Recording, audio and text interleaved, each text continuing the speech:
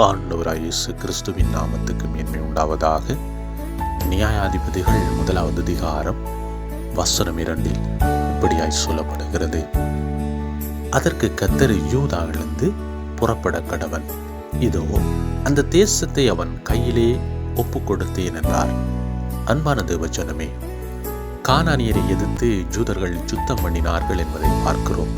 கர்த்தர் எங்களை பயன்படுத்தும் பொழுது, கர்த்தர் எங்களை மேன்மைப்படுத்தும் பொழுது, கர்த்தர் எங்களை ஆசீர்வதிக்கும் பொழுது, கர்த்தர் எங்களை நடத்தும் பொழுது அது வித்தியாசமாயிருக்கிறது. எல்லா எகிப்தியர்களுக்கும் கர்த்தர் எங்களை தப்புவித்து கர்த்தர் எங்களை பாதுகாக்கிறவராய் இருக்கிறார்.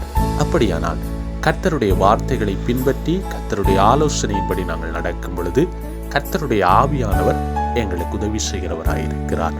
ஆண்டவராய் இயேசு கிறிஸ்து உங்களை ஆசீர்வதித்து உங்களை பாதுகாப்பாராக. God bless you.